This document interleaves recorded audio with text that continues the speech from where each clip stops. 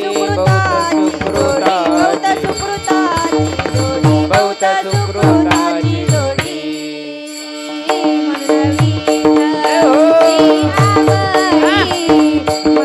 विठ्ठल आवडी तो हा विठ्ठल बरवा तो हा विठ्ठल बरवा म्हणून विठ्ठल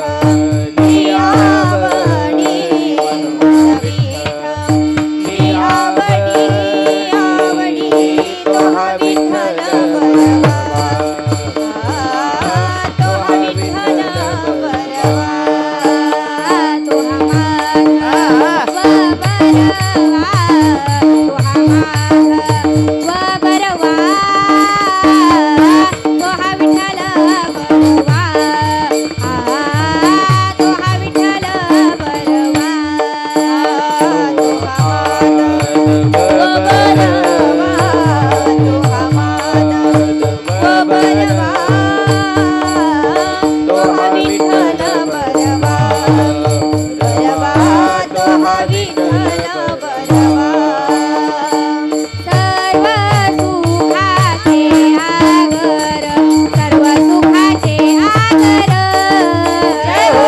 सर्व सुखाचे आगर सर्व सुखाचे आगर हे सर्व सुखाचे आगर सर्व सुखाचे आगर सर्व सुखाचे आगर सर्व सुखाचे आगर सर्व सुखाचे आगर बाप रखुमा देवीवर सर्व सुखाचे आगर बाप रखुमा देवीवर सर्व सुखाचे आगर बाप रखुमा देवीवर सर्व सुखाचे आगर बाप रखुमा देवीवर तो हा विठ्ठल बरवा तो हा विठ्ठल बरवा तो हा विठ्ठल बरवा तो हा विठ्ठल बरवा तो हा विठ्ठल बरवा जय हो विठ्ठल बरवा तो हा विठ्ठल बरवा तो हा विठ्ठल बरवा तो हा विठ्ठल बरवा तो हा माधव बरवा तो हा विठ्ठल बरवा तो हा माधव बरवा तो हा विठ्ठल बरवा तो हा माधव बरवा हा विठ्ठल बरवा तो हा माधव बरवा तो हा विठ्ठल बरवा तो हा विठ्ठल बरवा तो हा विठ्ठल बरवा तो हा विठ्ठल बरवा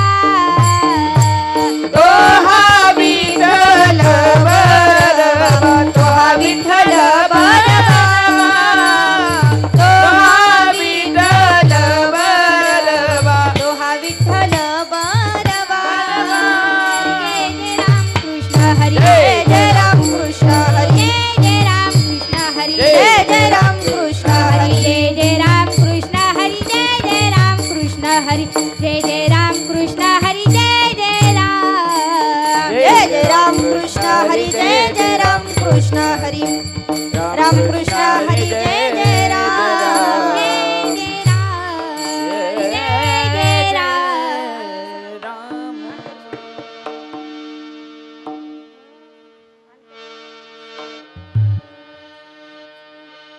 संतांचे उपकार संतांचे उपकार संतांचे उपकार संतांचा उपकार सांगावया नाही पार सांगावया नाही पार सांगावया नाही पार सांगावया नाही पार सांगावया नाही पार सांगावया नाही पार संतांचा उपकार संतांचा उपकार संतांचा उपकार संतांचा उपकार सांगावयात नाही पार सांगावयात नाही पार सांगावया नाही पार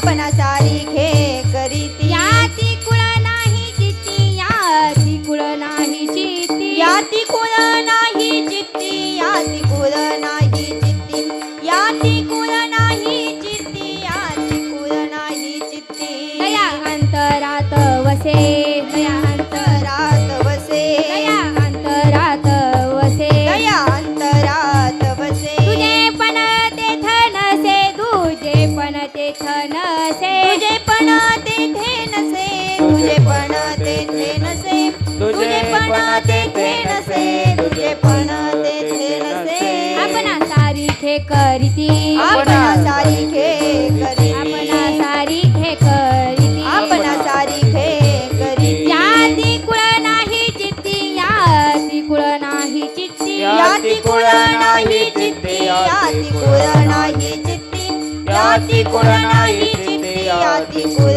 नाही चित्ती उदारपणे उदार उदारपणे उदार उदारपणे उदार उदारपणे उदार एका जनार्दनी निर्धार एका जनार्दनी निर्धार एका जनार्दनी निर्धार एका जनार्दनी निर्धार एका जनार्दनी निर्धार एका जनार्दनी निर्धार आपणा सारिखे करीती आपणा सारिखे करीती आपणा सारिखे करीती आपणा सारिखे करीती याती कुळ नाही चित्ती याती कुळ नाही चित्ती याती कुळ नाही चित्ती याती कुळ नाही चित्ती याती कुळ नाही चित्ती याती कुळ नाही चित्ती हो बार खुमाई हो पार खुमाई विठो बार खुमाई हो पार खुमाई हो बार खुमाई हो पार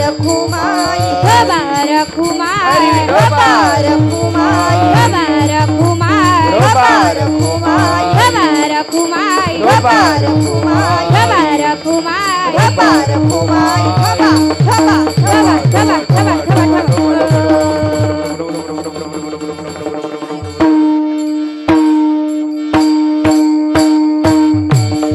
जय हो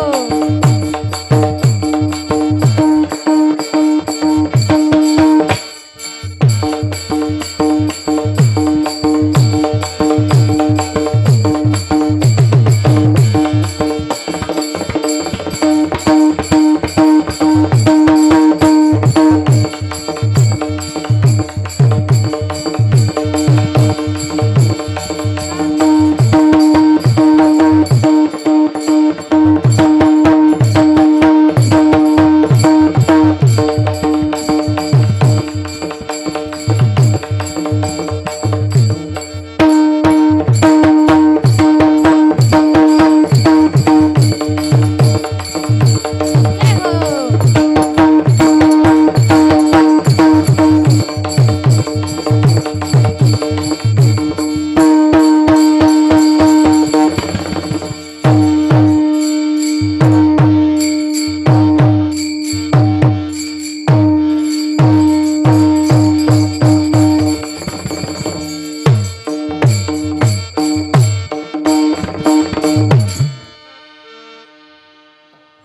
विठ्ठल विठ्ठल विठ्ठल विठ्ठल विठ्ठल विठ्ठल हरी विठ्ठल विठ्ठल विठ्ठल विठ्ठल विठ्ठल विठ्ठल विठ्ठल विठ्ठल विठ्ठल हरी विठ्ठल श्री ज्ञानदेव तुकाराम पंढरीनाथ भगवान की जय माऊली ज्ञानेश्वर महाराज की जय जगद्गुरु तुकाराम महाराज की जय शांती ब्रह्म एकनाथ महाराज की जय पवन सुत हनुमान महाराज की जय हो। जय उमापति महादेव की जय बोलो रे भाई सब संतन गण की विठ्ठल विठ्ठल विठ्ठल विठ्ठल विठ्ठल विठ्ठल विठ्ठल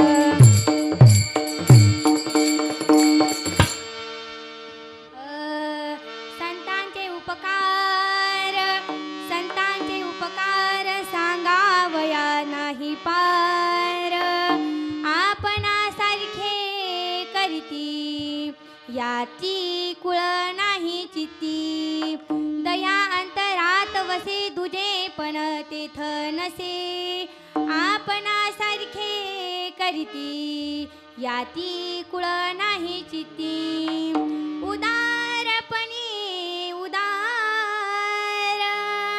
उदारपणे उदार एका जनार्दनी निर्धार आपणासारखे करीती याती कुळ नाही चिती विठ्ठल विठ्ठल विठ्ठल विठ्ठल विठ्ठल विठ्ठल विठ्ठल विठ्ठल महायोग पीठे तटी भीमरथं वरं पुंडरीकाय दातुं मुनीन्द्रै समागत्य तिष्ठन्तमानन्दकन्दं परब्रह्मलिङ्गं भजे पाण्डुरङ्गं पाण्डुरङ्गाकारो प्रथम नमः जय पाण्डुरङ्गाकारो प्रथम नमः पांडुरंगाकारो प्रथम नमः पांडुरंगाकारो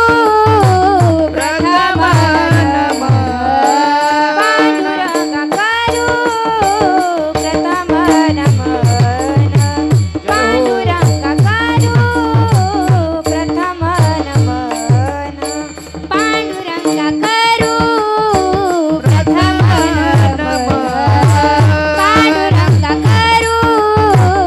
प्रथम नमः पांडुरंगाकारो प्रथम नमः दुसरे चरण संतांची या दुसरे चरण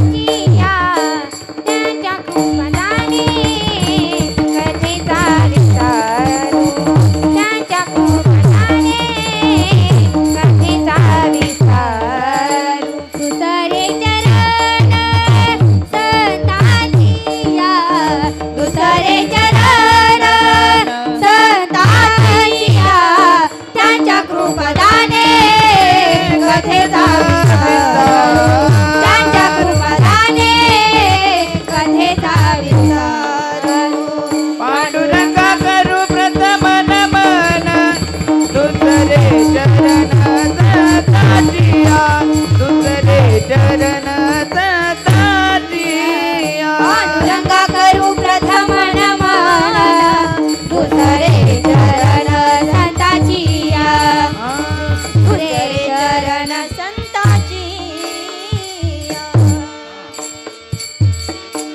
पांडुरंगाकारो प्रथम नमन दुसरे चरण संतांची या त्यांच्या कृपादाने कथेचा विस्तारू बाबाजी सद्गुरु ध्यास तुका कलावज्ञ जीवो धरार्थावतारं कलाकांक तेजो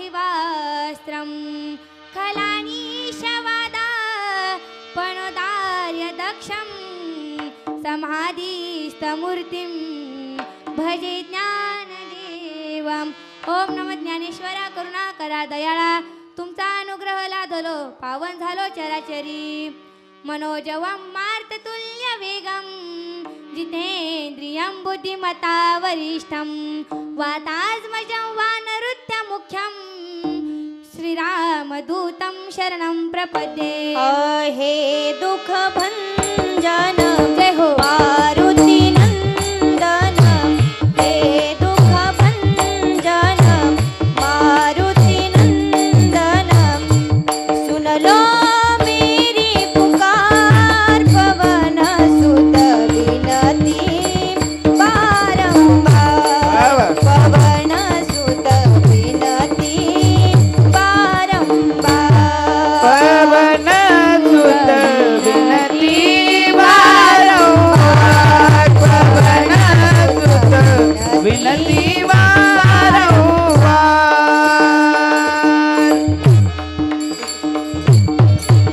हे दुःखभंजन मारुती नंदन सुनलो मेरी पुकार किंवा शरण शरण हनुमंता तुम्हा आलो रामदूता काय भक्तीच्या त्या वाटा माझा दावा व्यासोबता विठ्ठल विठ्ठल विठ्ठल विठ्ठल विठ्ठल विठ्ठल विठ्ठल संतांचे उपकार सांगा वया नाही पार आपणासारखे करती याती कुळ नाही चित्ती. प्रस्तुत प्राप्त प्रसंगी कीर्तन रूपी सेवेसाठी निवडलेला अभंग अखिल कोट ब्रह्मांडांचा नायक श्रीखंडाच्या रूपात 36 वर्ष कावडीने पाणी भरतो म्हणून नाथांनी केले भक्तीचे मंथन मनोनी आला देवकी नंदन त्याने उगाळले चंदन अशात नाथांना त्रिवारी वंदन. एवढा मोठा ज्यांचा अधिकार असे शांतीचे सागर शांती ब्रह्म एकनाथ महाराज यांचा 4 चरणांचा उत्कृष्ट असा अभंग आपल्या सर्वांच्या सेवेकरिता निवडला आहे.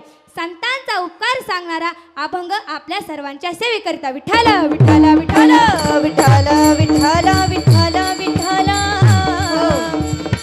प्रथमतः आपण अभंगाचा सरळ सरळ अर्थ पाहू. संतांचा उपकार सांगा वया नाही पार. नाथ महाराज अभंगाच्या प्रथम चरणात सांगतात की संतांचे अगणित उपकार आहे ते आपल्या शब्दामध्ये मांडणे शक्य नाही. ज्याप्रमाणे भगवंताचे वर्णन करता करता शेषाच्या जीवीच्या अगदी चिंधड्या झाल्या तरीही भगवंताचे वर्णन पूर्ण झाले नाही. अगदी त्याचप्रमाणे संतांचे आपल्यावरती अगणित उपकार आहे ते आपल्या शब्दामध्ये मांडणे शक्य नाही. मग आपल्याला प्रश्न पडेल की संत आपल्यावर उपकार काय करत असतील बरे. तेच नाथ महाराज अभंगाच्या दुसऱ्या चरणात सांगतात आपणासारखे करीती याती कुळ नाही चित्ती. तर ऐका संतांच्या जवळ गेल्यानंतर संतांना शरण गेल्यानंतर संत आपल्याला जाती कुळ धर्म वर्ण रंग रूप श्रीमंती पद उंच नीच याचा न विचार करता शरण आलेल्या साधकाला स्वतःसारखे बनवतात. म्हणून आपणासारखे करीती याती कुळ नाही चित्ती. संतांकडे अजून एक देचा भंडार भरलेला आहे. तेच नाथ महाराज अभंगाच्या 3ऱ्या चरणात सांगतात दया अंतरात वसे दुजे पण ते तनसे. संतांकडे देचा भंडार भरलेला आहे पण देच्या मदतीने संत जीवाचे कल्याण करतात म्हणून दया अंतरात वसे दुजे पण ते तनसे. नाथ महाराजांकडे अजून एक वैशिष्ट्य आहे. तेच नाथ महाराज अभंगाच्या शेवटच्या चरणात सांगतात उदारपणे उदार एका जनार्दनी निर्धार. नाथ महाराज अभंगाच्या शेवटच्या चरणात निश्चयाने सांगतात की उदारता हा संतांचा स्वभाव आहे असा अभंगाचा सरळ सरळ अर्थ आहे. आता अभंगाचे चिंतन आपण विस्तारपूर्वक पाहू. विठ्ठल विठ्ठल विठ्ठल विठ्ठल विठ्ठल विठ्ठल. कोणताही विषय मांडत असतो कोणतेही चिंतन करत असताना अनुबंध आणि चतुष्टय फार महत्त्वाचा आहे. मी माझ्या बुद्धीनुसार क्षमता नसताना श्री जनक शांती ब्रह्म एकनाथ महाराज यांच्या 4 चरणांचा अभंग सेवेकरिता निवडलेला आहे. आता नाथ महाराज हे कसे होते तर नाथ महाराज हे शांत श्रीमंत आणि संत होते. नाथ महाराजांच्या जीवनामध्ये आपल्याला त्रिवेणी संगम पाहायला मिळतो. एक वेळेला सुनामी लाटेच्या रूपात स्वतःची मर्यादा ओलांडेल पण क्षमा करणारी पृथ्वी देखील भूकंपाच्या रूपात आग होतील. डोक्यावर छत्र धरणारे आभाळ देखील वीज कोसळून आपल्याला बाहेर कळेल तरी पण नाथांची शांतता कधीच भंग होणार नाही. विठ्ठल विठ्ठल विठ्ठल विठ्ठल विठ्ठल विठ्ठल. हो एक प्रसंग सांगावासा वाटतो लक्षपूर्वक ऐका. गरिबी आली म्हणून कधी कधी माणसाने लाचार बनू नये.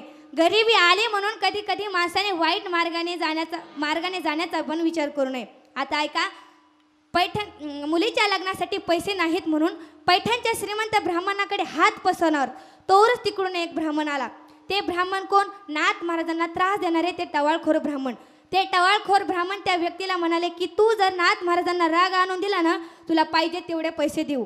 आता पैशाच्या लोभापोटी नाथ महाराजांना त्या व्यक्तीने त्रास देण्याचे ठरवले. भारतीय संस्कृतीप्रमाणे तो व्यक्ती वाड्यासमोर आला. आधी पहिलं घरावर अतिथी देवो भव असं लिहिलं असायचं. नंतर काही दिवसांनी सुस्वागतम दिसू लागलं. सुस्वागतमची जागा वेलकमने घेतली. आता जर घरावर वेलकम दिसत नाही पण कुत्र्यापासून सावध राहा असे बोर्ड दिसतात. मग आपण बोर्ड वाचून नेमकं समजायचं तरी काय घरात माणसं राहतात का कुत्री. मग मला सांग काय काय घरावर असं लिहिलं असतं की परवानगीशिवाय आत येऊ नका. मग मला सांगायचं एवढंच की काळानुसार शिष्टाचार बदलत गेलाय. नाथांच्या वाड्यासमोर आलेला व्यक्ती नाथ महाराजा हाक न मारताच आतमध्ये शिरला. नाथ महाराजांच्या देवाऱ्यातले देवगच्च भरलेले होते. धूप आणि दिव्याने वातावरण उजळून गेले होते. नाथ महाराज भगवंताची स्तुती करणारे अभंग नाथांच्या मुखातून बाहेर पडत होते.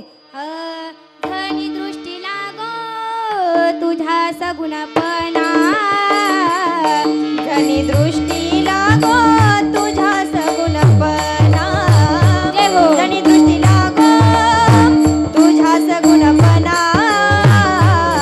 जनी दृष्टी लागो तुझा सगुणपणा जनी दृष्टी लागो तुझा सगुणपणा जनी दृष्टी लागो तुझा सगुणपणा जनी दृष्टी लागो तुझा सगुणपणा जनी दृष्टी लागो तुझा सगुणपणा जेने माझ्या मना बोध केला जेने माझ्या मना बोध केला जेने माझ्या मना बोध केला जेने माझ्या मना बोध केला जनी दृष्टी लागो विसरलो दुःख अनंत जन्माचे विसरल दुःख अनंत जन्मीचे विसरल दुःख अनंत जन्मीचे विसरल दुःख अनंत जन्मीचे विसरलो दुःख अनंत जन्मीचे विसरलो अनंत जन्मीचे विसरलो दुःख अनंत जन्मीचे विसरलो दुःख विसरल दुःख झणी दृष्टी लागो तुझ्या सगुणपणा जेने माझ्या मना बोध केला किंवा राजसा कुमार मदनाचा पुतळा रवी शशिक लोपलिया सुंदर ती ध्यान उभे विटेवरी करकटेवरी ठेवून या. नाथ महाराज भगवंताच्या मूर्तीकडे पाहत म्हणत होते. नाथ महाराजांनी 5 दिव्यांची पंचात्री हातामध्ये घेतली आणि काकड्यातली अशी गोड चाली घेऊन काकडा आरती म्हणू लागले. भक्तीची या पोटी बोध बोध काकडा ज्योती बोध काकडा ज्योती पंचप्राण जीवे भावे ओवालो आरती भक्तीची या पोटी बोध काकडा ज्योती बोध काकडा ज्योती पंचप्राण जीवे भावे ओवालो आरती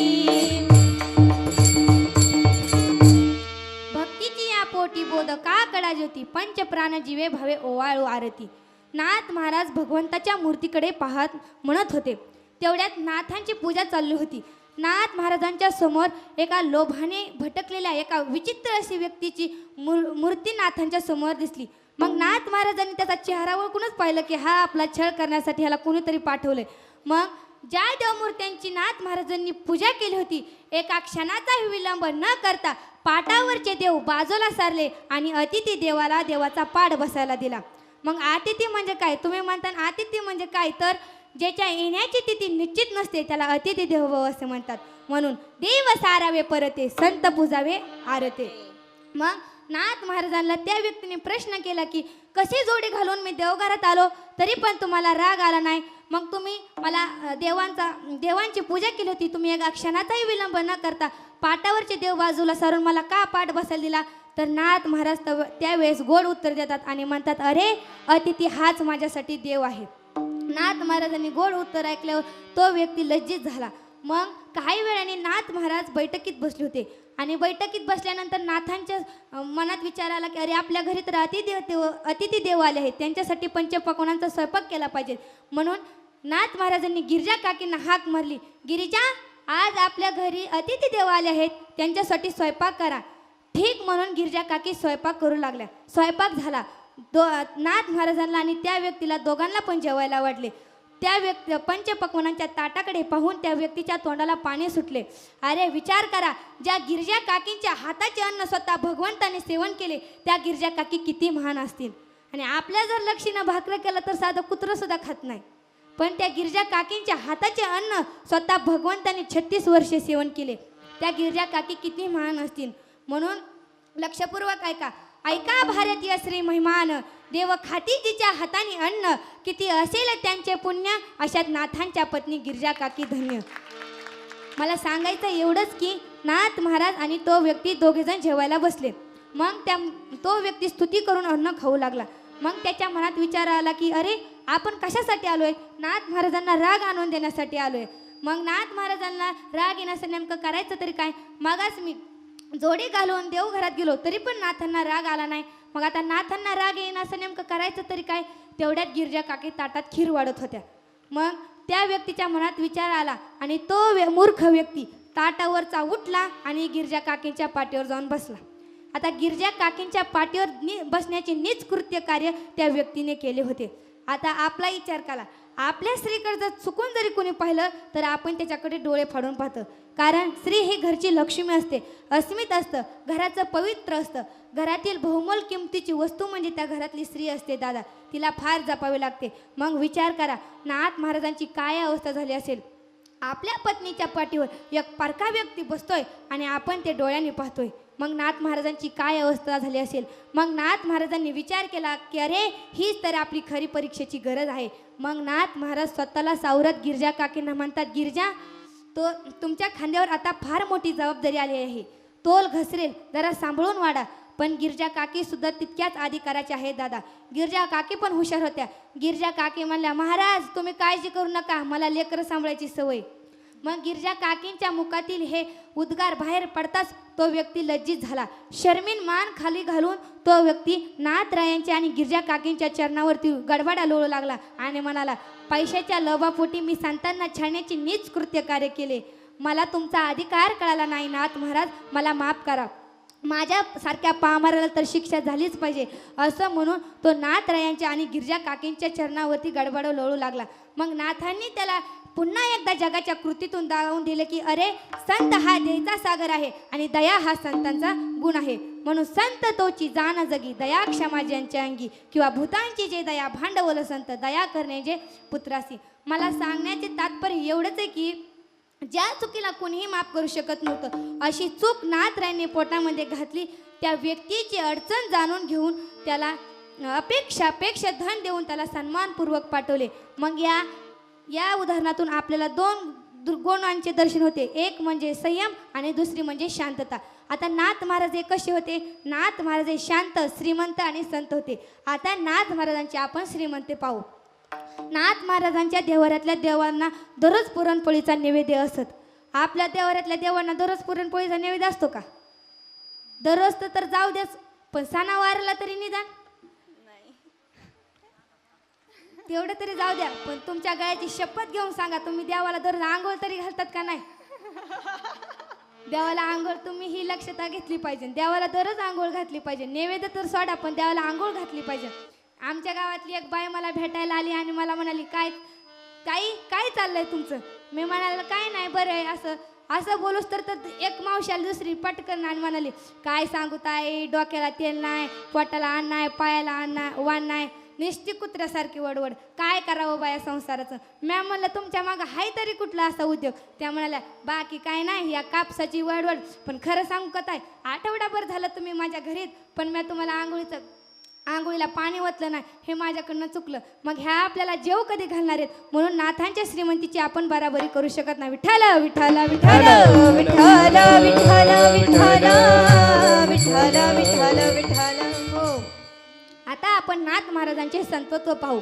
ज्याच्या अंकित भगवंत तेच खरे संत. म्हणून नाथांच्या घरी स्वतः भगवंताने 36 वर्ष कावडीने पाणी भरले. कावडीने पाणी ज्या घरी चक्र पाणी वाहे. जय हो जय हो. कावडीने पाणी ज्या घरी चक्र पाणी वाहे. कावडीने पाणी ज्या घरी चक्र पाणी वाहे. कावडीने पाणी ज्या घरी चक्र पाणी वाहे. अनन्य भक्ती भावे निरावंदी त्याचे पाय. अनन्य भक्ती भावे निरावंदी त्याचे पाय. ओवाळू आरती माझ्या स्वामी एकनाथा. ओवाळू आरती माझ्या स्वामी एकनाथा. अनन्य भक्ती भावे निळावंदी त्याचे पाय. हे अनन्य भक्ती भावे निळावंदी त्याचे पाय. हे ओवाळू आरती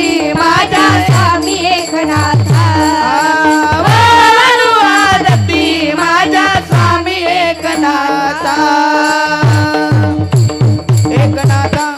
सर्वांनी जोरदार टाळ्या वाजवा.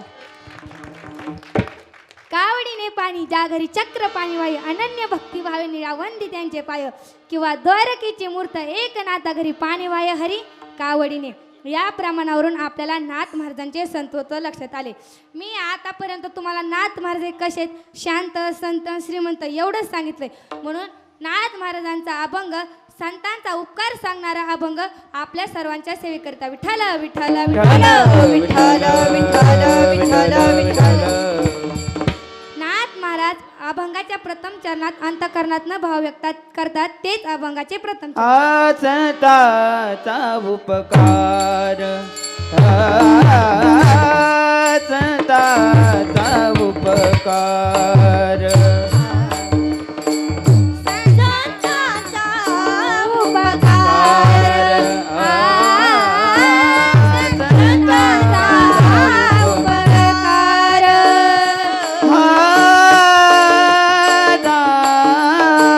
संताचा उपकार संताचा उपकार संतांचा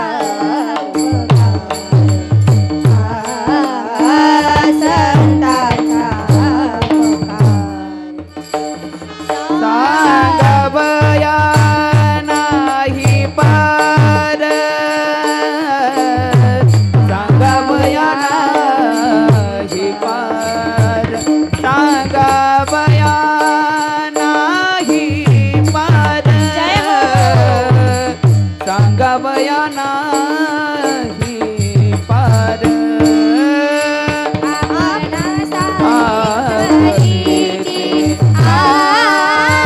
आपणा सारी हे करीते करीती. संतांचा उपकार सांगावया नाही पार.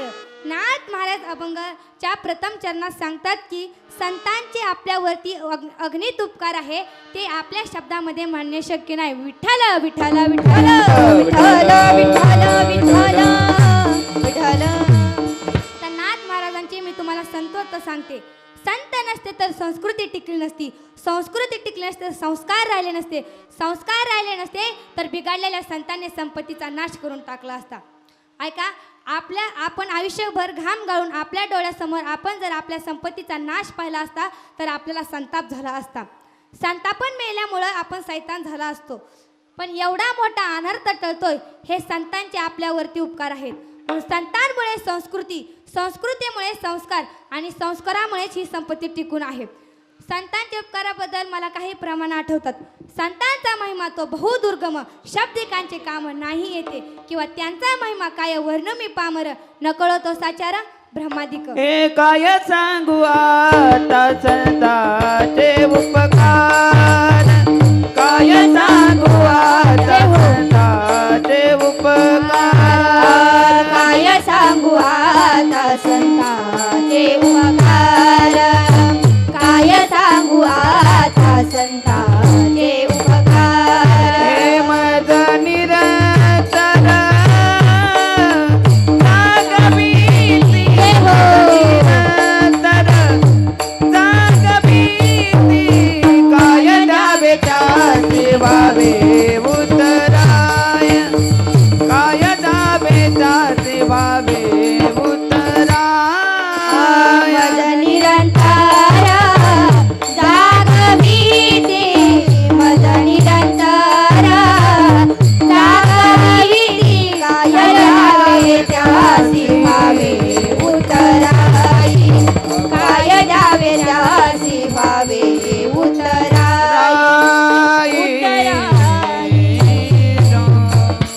काय सांगू आता संतांचे उपकार माझा निरंतर जागविती. संतांचे उपकार सांगायला आपल्या काय पैसे पडत नाही, पण उपकार या शब्दाचा जर आपण विचार केला तर उपकार या शब्दावर आपल्याला बरेच काय बोलतील. तहानेने व्याकुळ झालेल्या एका वाटसरूला जर आपण तांब्याभर पाणी पाजलं तर त्या वाटसरूवर आपण त्याच्यावर उपकार केलेला आहे. जत्रेमध्ये हरवलेल्या बाळाला त्याच्या आईकडे पोच करणे त्या बाळावर आणि आईवर केलेला तो आपण उपकार आहे. उपकार याला म्हणतात. परतीची बोली न करता त्याला उपकार म्हणतात. विठ्ठल विठ्ठल विठ्ठल विठ्ठल विठ्ठल हो. सुभाषितकार काही श्लोकात सांगतात, परोपकाराय वहांती नद्या, परोपकाराय दृष्टांती गावा, परोपकाराय मिदम शरीर, परोपकाराय वहांती नद्या. मग याचा अर्थ असा आहे की परोपकारांसाठी वाहणारी नदी आहे. दगडे खाऊन सुद्धा फळे देणारी झाडे आहेत. बछड्याच्या प्रेमापोटी गोमाता ही भरभरून दूध देणारी ही आपल्यावर उपकार करणारीच आहे. काही श्लोकात सुभाषितकार सांगतात की रविश्चंद्र घना वृक्षा नदी गावश्च सज्जनः एते परोपकाराय युगे देवेन निर्मितः. सूर्य, चंद्र, मेघ, वृक्ष आणि सज्जन हे जगावर नेहमी उपकार करत असतील, पण नदी आणि वृक्ष यांच्या उपकाराला मर्यादा आहे. तुम्ही म्हणाल कसं? तर ऐका, नदीच्या काठावर गेलं तरच पिण्यासाठी पाणी मिळतंय. नदी फक्त काठांवरील झाडांनाच पृष्ठ करते. नाहीतर दुष्काळी भागात भांडण खेळणाऱ्या स्त्रियांकडे पाहून म्हणते का, भांडण करू नका, तुमच्या गावाला मी वळसा घेऊन येते. असं कधी होत नाही. वृक्ष देखील त्याच्याच आश्रयाला येते, त्याच्याच वाटसरूला फळे फुले सावली देते. मग नाहीतर त्याची जागा सोडून ते काय वाळवंटाच्या राजस्थानामध्ये जाऊन उभं राहतं का? असं कधी होत नाही. मग अन्यथा बछड्याच्या प्रेमापोटी गाय सुद्धा ही भरभरून दूध देते. नाहीतर अन्यथा चारा टाकणाऱ्याला सुद्धा लाथा मारायला कमी करत नाही. मग ह्याचा अर्थ असा आहे की हे सगळे आपल्यावर उपकार करणारेच आहे. हे आपल्यावर खास करून उपकारासाठी आलेत. म्हणून ते उपकारासाठी आले घरजा वैकुंठी. संतांचे अंतकरण सागरासारखे विशाल दयेनं भरलेलं आहे. ते खास करून आपल्यावरच उपकार करण्यासाठी आलेलं आहे. मला ज्ञानोबरायांचे अंतकरण पिळून काढणारा एक प्रसंग मला आठवतो. आळंदीच्या सिद्ध बेटावर मायबापांनी त्याग केलेली चारही भावंडे आज पोरकी झालेली होती. माय जर लेकराला ठेवून बाजाराला गेली तर ते लेकरू पोरकं झाल्यासारखं होतंय दादा. पण त्यांची माय तर त्यांना आता कायमची सोडून गेली आहे. त्यांना काय वाटत असेल, आपली माय कुठे? मग त्या मुलांच्या मध्ये विचारित नसेल का? लहान लहान मुलं त्यांच्या मनात विचारित असेल की आपली माय कुठे गेली आहे.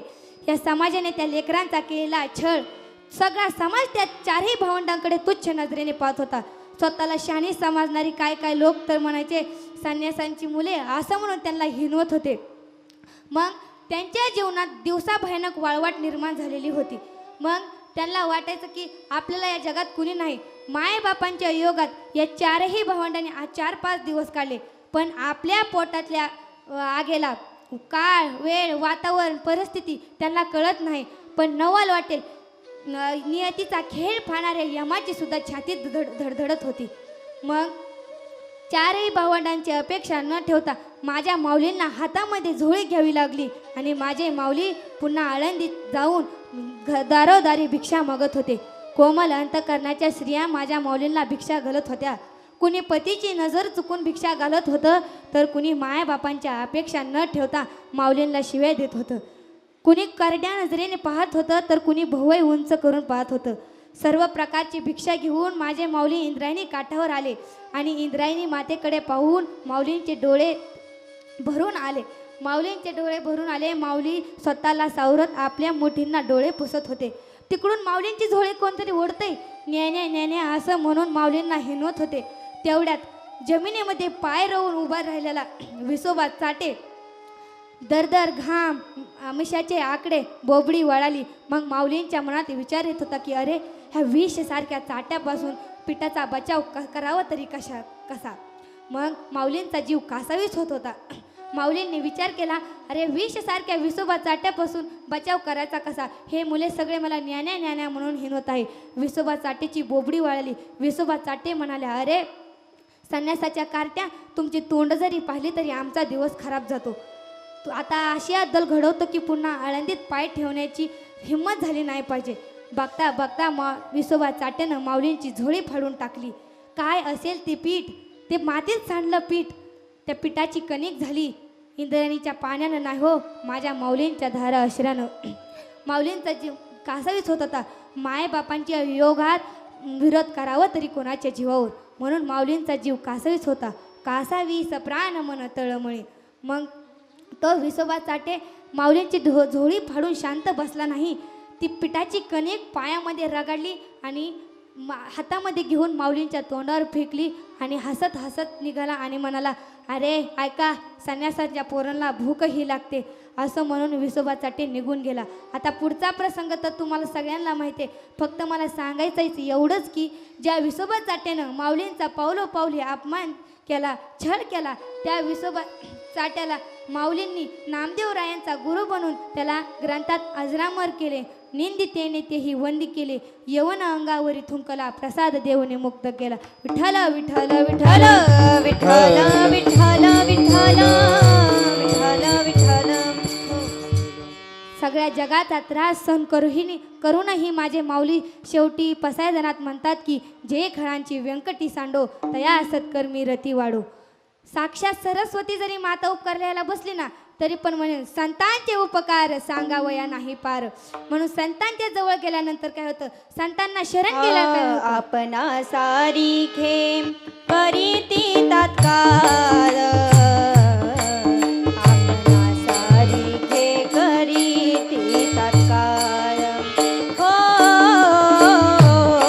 आपणा सारिखे करीती तत्काळ, आपणा सारिखे करीती तत्काळ. आपण सारिखे करीती तत्काळ, आपण सारिखे करीती तत्काळ, आपण सारिखे करीती तत्काळ, आपण सारिखे करीती तत्काळ. याती कुळ नाही जिती, याती कुळ नाही जिती, याती कुळ नाही जिती, आपणा सारिखे करीती तत्काळ, आपणा सारिखे करीती तत्काळ. हो, आपणा सारिखे करीती तत्काळ, आपणा सारिखे करीती.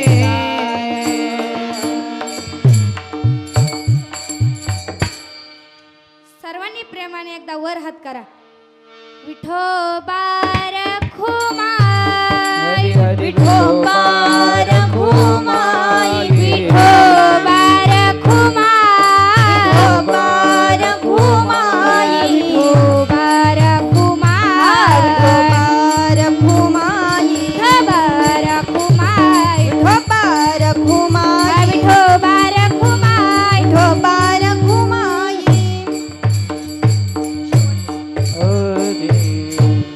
आपणा सारिखे करीती याती कुळ नाही चित्ती.